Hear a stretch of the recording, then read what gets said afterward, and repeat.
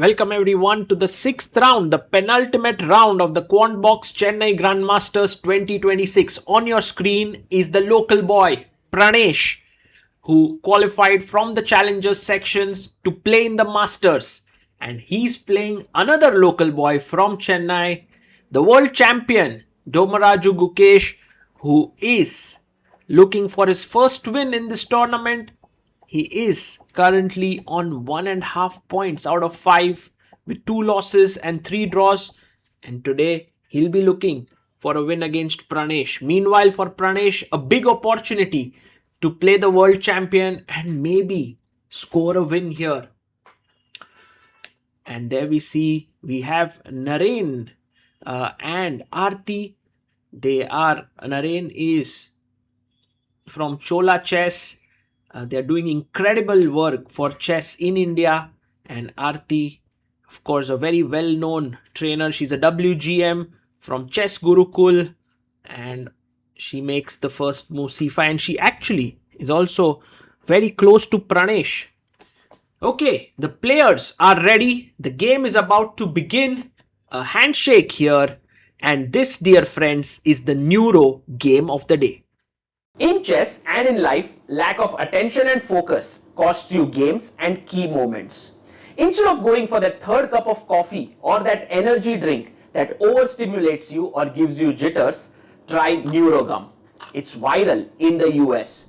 It has a clinically proven blend of natural caffeine that gives alertness and L-theanine that gives you calm and stable focus without the jitters or the crash. Try Neurogum, link is in the description. Pranesh opens the game with pawn to e4 and Gukesh responds back with the Caro Kann. Whenever Gukesh is in a must win, he often resorts to the Caro Kann instead of e4, e5. You have d5 on the board and Pranesh goes for e5. He's very confident. If you have seen that game that he played against Arjun where he nearly beat him, just shows his opening preparation. The boy is leveling up. He's already reached 2666 ELO. Knight d2 played. Now the idea of knight d2 is to quickly shift the knight to b3 to play against the break c5. White has more space and would like to kind of delay black from playing c5. It's very difficult to stop c5. Okay, knight goes to b3 as we had promised. Now knight d7 in order to maybe aim for the c5 break, and h4 played by Pranesh. He wants to go g4 and trap this bishop. So Gukesh makes space for the bishop to go back to h7. He could have even opted for the move h5 there. But knight e2 played and the knight is going to g3. Gukesh brings his other knight to e7. This is often how black plays in the Caro Kann. It's like his pieces are like the coiled spring.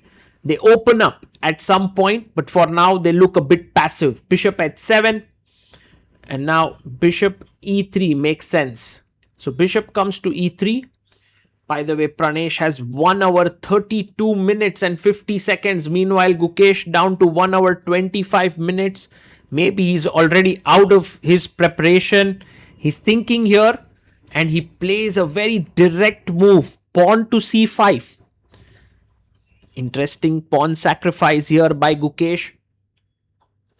And you take with the knight, because if you take with the pawn, I can take on e5. So knight takes c5. Pranesh is asking Gukesh, what is your compensation here, Gukesh, for the pawn? So knight takes c5, d takes c5, and I believe what Gukesh wants to do is shift his knight to c6. With this, he attacks the pawn on e5 and threatens pawn to d4 to win the pawn here. So c3 played, and now you can win this pawn, but it's often very dangerous because black is underdeveloped. So very good move now is to give a check. Knight goes back and then bishop d4 looking at g7, but he goes queen a4 and this lets Gukesh off the hook. I think now Gukesh has a very nice position. You can simply go back knight c6. He brings his knight back, and you can see black has this nice pawn center. And now a move like bishop d4 would not work because, e5 with the idea of queen e7 pinning here would not be great. So bishop b5 played, queen comes up to d7. And short castles is a very, very normal, natural move here. But Pranesh tries to go crazy. He goes long castles. And why is this a crazy move? Because look at this bishop eyeing these squares right in front of the king. The king can get into tremendous trouble.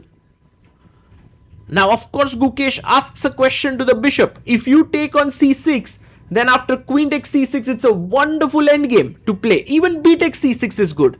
So Pranesh goes knight h5. He says you can't take here. a8 is hanging. Knight h5 looks at g7, stopping the bishop from developing. And Gukesh long castles. Now he's attacking the bishop. Sacrificing here doesn't make sense because you can always block with the queen. So the bishop comes back to e2. And now will be interesting to see what Gukesh does. What a crazy game in just 17 moves. Gukesh goes for the central play with pawn to e5. An excellent move. Black already has the advantage. And Pranesh now has to decide because threats involve pushing the pawn to d4. Then the c5 pawn would be hanging. Pranesh takes off his jacket and plays pawn to b4. Okay, he defends the pawn on c5. And now d4. Boom. He pushes his pawn in the center. And now good or bad, I think you must take here. He takes cd. ed. And look at this d pawn. It's so strong because there's the bishop here. So for example, if you play bishop f4, d3 is insanely strong, powerful. So king b2, just getting the king out, then bishop is not hanging because there's a pin. But instead he blunders with knight f4. And that's not an easy blunder to see because right now this is hanging. But Gukesh has this very powerful move, queen c7. Can Gukesh find it? You can see Gukesh has a pawn in his hand. He's kind of looking at the board in a very intense way. He's closing his eyes and he finds the best move, queen c7, because now bishop d4 or rook d4 is impossible because after takes this is hanging. So bishop has to go back to d2. But now Gukesh has a very nice tactic and he takes it. Knight b4. If you take with the bishop, this is hanging, and if you take with the queen, bishop c5, and look at the queen opposite the king. So Pranesh goes king b2 and Gukesh comes back, but instead Gukesh could have gone d3 and this would have given him a great position. But somehow Gukesh did not believe in his position and went knight c6, bishop to d3. And I mean, if you take on d3, I can take back with the knight defending my pawn. So Gukesh wins the second pawn with bishop takes c5. Now, although this looks completely crushing here, crushing advantage for black, 2 extra pawns, there is very good counterplay that white has. And how does that work? Well, you simply bring your king to a1, rook b1 and rook c1. With all these pieces lined up, and also Gukesh's rook on h7 is a bit misplaced. So first he goes knight d3. By the way, the better move here was somehow queen c2 attacking here, but you had the move queen b6 check and then saving the rook. Rook d5. That was not necessary for Gukesh. Bishop d6 would have been better, but we'll analyze this later. Rook d5 played, and now at this point Pranesh is back in the game. Why? Because the rook on h7 is out of play. And somehow Gukesh needed to find bishop d6, king b8, king, move the king away and defend. Queen c4, excellent move, attacking the rook and the bishop. He goes queen d6, defending here. You can already see that black's position, in spite of being so good, 2 pawns up, is a little bit clumsy. Queen is hanging. Now this is under pressure, so check first to get the bishop out. And now king a1. So you bring the king back, and now the queen is hanging.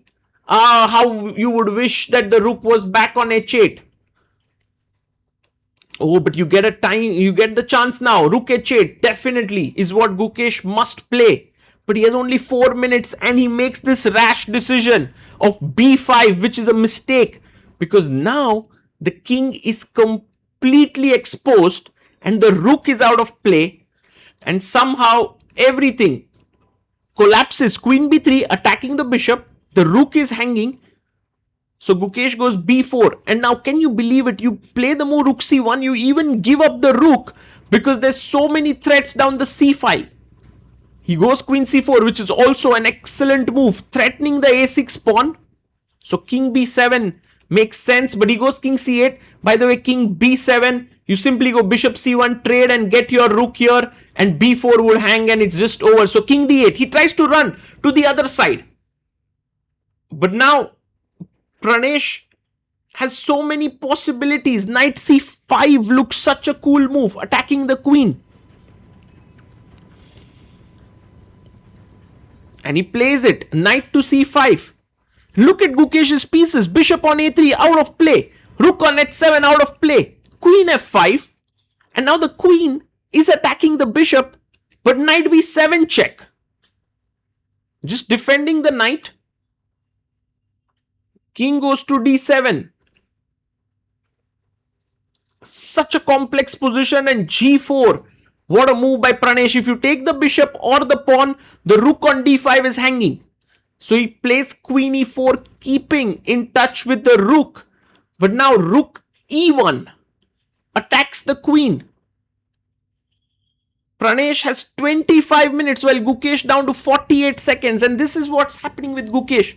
He's unable to manage his time on the clock. He's running down into bad positions. Queen f3, keeping an eye on the rook. But sooner or later, he's going to have to give it up. Rook b3 now. The only way to keep an eye is this. And then there is just f3, blocking and completely winning. So he takes on f4. But now queen takes d5 check.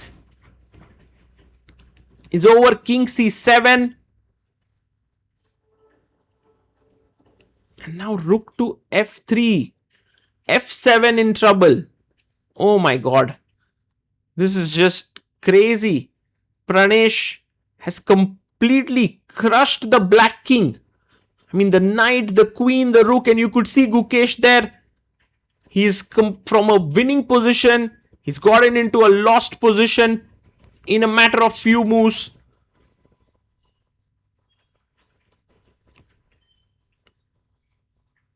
And both players know that the result is done and dusted here. Gukesh about to resign there. He goes bishop b2 check. If you take here, maybe there's some chances with queen d2 check. But Pranesh is clinical. He goes king b1 and essentially no more checks. And it's a mate coming up against the black king. And this rook on h7, well, that just shows how bad the position is. Gukesh resigns and Pranesh scores his first win of the Quantbox Chennai Grandmasters 2026. An excellent performance by him. Meanwhile, Gukesh slumps to his third loss. His rating now down to 2702. He's almost on the verge of going below 2700.